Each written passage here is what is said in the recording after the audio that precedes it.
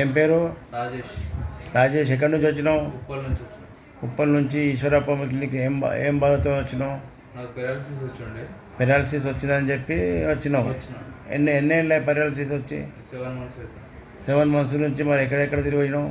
తిరిగిన చాలా డాక్టర్స్. తగ్గలేదు. ఇప్పుడు ఈశ్వరప్ప క్లినిక్ వచ్చి ఎన్నేళ్ళు అవుతుంది? 1 month. 1 monthలో ఏం డెవలప్ అయింది? వాకున్నాడు, స్టిక్ లేకుండా నడుస్తున్నాడు. స్టిక్ లేకుండా నడుస్తున్నావు. మళ్ళీ చెయ్యి కాలు మంచిగా నడుస్తున్నావు. లేచి నడువు జరా. Very good. ఏమమ్మా మంచిగా కనిపిస్తున్నాడు ఆయన మనిషి?